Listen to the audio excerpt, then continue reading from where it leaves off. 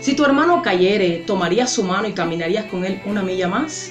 Somos el Ministerio de Antorcha Encendida a las Naciones y soy la hermana Belkis Búa y estamos trayendo la palabra en esta tarde, dando gracias al Señor por todo lo que nos ha regalado en este tiempo. Bendecimos a los hermanos que nos están viendo desde los Estados Unidos, los que nos están viendo desde Colombia, desde Islas Caimán.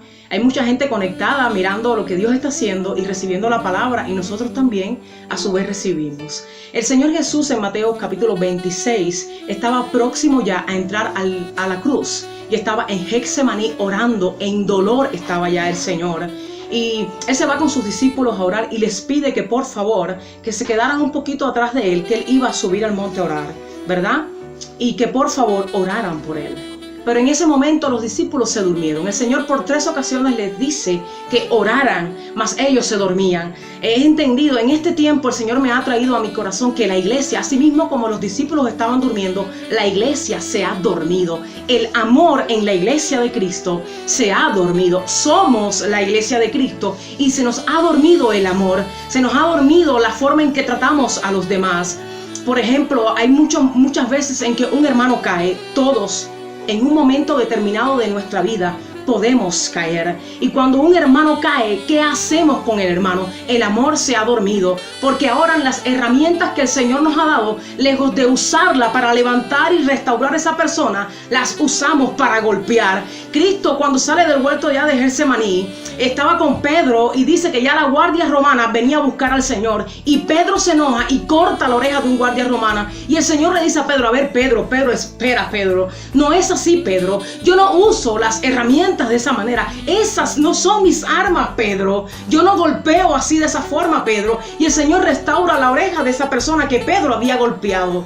¿Sabes qué? ¿Cómo utilizamos nuestras armas? ¿Cómo tú, que eres pueblo de Dios, como yo, que soy pueblo de Dios, uso las armas que Dios me ha dado? ¿Las uso para bendecir o las uso para maldecir? ¿Cómo tratamos a un hermano cuando ha caído? ¿Lo sacamos de la iglesia con nuestras malas actitudes o tomamos sus manos y caminamos con él una milla más? El Señor en el huerto de Getsemaní le estaba diciendo a los discípulos: caminen conmigo esta milla, caminen conmigo una milla más. Mas ellos se durmieron. La iglesia se ha dormido. El amor de nosotros como pueblo de Dios se ha dormido. Somos una iglesia y somos un solo pueblo, un solo cuerpo. Necesitamos estar unidos en el vínculo perfecto que es el amor. Y usted dirá: hermana Belkis, eso está muy bien, pero tenemos que corregir al que ha caído. Proverbios capítulo 16 verso 6 dice: corrijamos el pecado con misericordia y verdad. Hay 3 puntos en este versículo: corregir, misericordia y verdad. Tenemos que corregir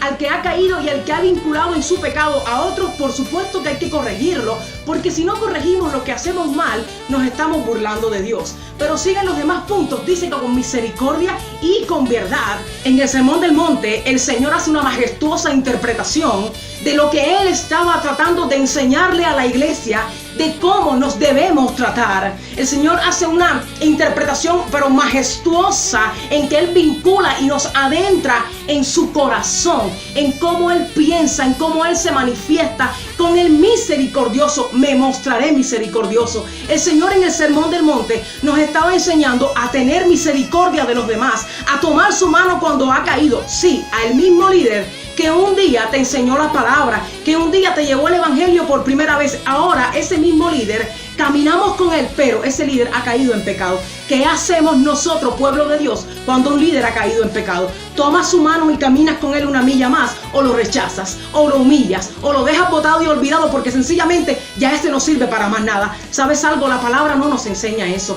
La palabra nos enseña que tenemos que corregir con amor y misericordia, con verdad. Las cosas del Señor no se manifiestan golpeando a los demás. El Señor le dijo a Pedro: no, Pedro, esas no son mis herramientas. No, Pedro, yo no golpeo, yo no rompo, yo no insulto, yo no humillo, Pedro. Yo trato con amor y con amor corrijo al que ha caído. El Señor nos está llamando esta tarde a todos como pueblo de Dios a que estemos unidos en un vínculo perfecto que es el amor. El Señor nos está enseñando que nuestras herramientas tenemos que usarlas como iglesia en amor para levantar al que ha caído, para que el Señor instituya una iglesia, para que el enfermo llegue y se sane, Para eso el Señor instituye una iglesia. Para el que está caído llegue y sea restaurado. Para el que esté perdido en la vida llegue y encuentre su camino. Porque Cristo es el camino y la verdad. Entonces nosotros que somos la iglesia tenemos que entender que Dios no instituye una iglesia para que se echen fuera unos a otros, para que se humillen unos a otros. El Señor instituye una iglesia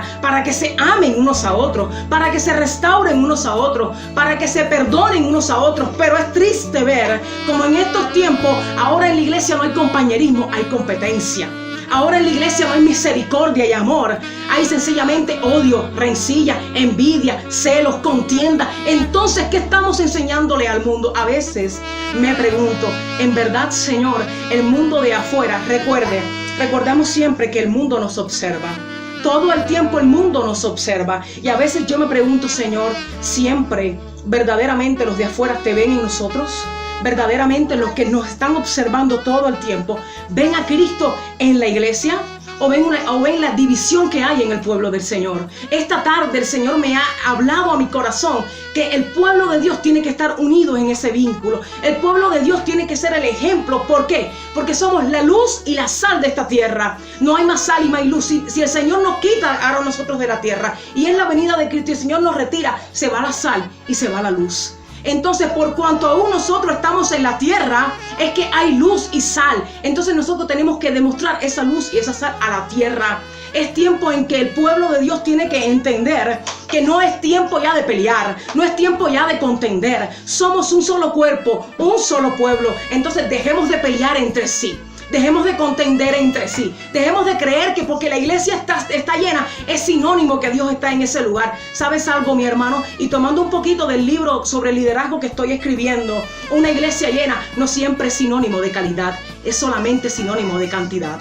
¿Sabes algo? El Señor está buscando calidad en nosotros. El Señor quiere a personas con un amor maduro, que amemos a nuestro prójimo maduramente, no por lo que nos dé en un momento determinado, sino por lo que esa persona significa para mí, porque ha sido lavado con la misma sangre del Cordero que yo he sido lavada. Entonces, en este tiempo el Señor está trayendo esa revelación al ministerio Antorcha Encendida, de manera que tenemos que estar unidos en ese mismo vínculo que el Señor nos ha dado. Ya no es tiempo de contender ni de pelear. Es tiempo de que tú entiendas, pueblo del Señor, y que yo entienda que tenemos que estar unidos, amándonos en un solo vínculo, dejando de pelear los unos con los otros, dejando de creer que una iglesia es mejor que otra porque tiene más personas, dejando de maldecir o de humillar al que ha caído. Toma la mano de tu hermano y camina con él una milla más. Tomemos la mano de aquel líder que ha caído y caminemos con él una milla más. Ayuda a levantar, ayuda a restaurar, a perdonar. Tomar la mano de alguien y caminar con él una milla más significa perdonar, significa restaurar, significa volver a empezar. En un momento determinado en que el rey David estaba pasando uno de los momentos más tristes de su vida, porque el rey Saúl le estaba persiguiendo para matarle. Su vida estaba en peligro de muerte. Y sin embargo, vemos a Jonathan, quien era príncipe, y podría haber dicho: no, yo lamento informarte, David, que tú no me interesas porque aquí el príncipe soy yo y tú no eres nadie, mi padre es el rey. Y Jonathan no hizo eso. Dice la palabra que Jonathan tomó al rey David y lo esconde y le da señales para que él se pudiera ocultar, para que su padre no lo matara. Jonathan tomó la mano del rey David y caminó con él una milla más. Este es el tiempo en que el Señor me ha dicho que tomemos la mano de los que se han caído y caminemos con ellos una milla más. Este es el tiempo en que entendamos que en nuestras iglesias, que nos preocupemos, que en nuestras iglesias estén llenas de calidad y no tanto de cantidad. Necesitamos calidad en la casa de Dios para todo el que venga afligido, para que el enfermo llegue y se sane, para que el que está quebrantado llegue y se restaure, para que los matrimonios que están devastados y las familias que ya se están destruyendo en la iglesia se restauren. Este es el tiempo, mi hermano amado. Toma la mano del que ha caído y camina con él una milla más. Que el Señor les bendiga y recuerda, mantén tu antorcha encendida.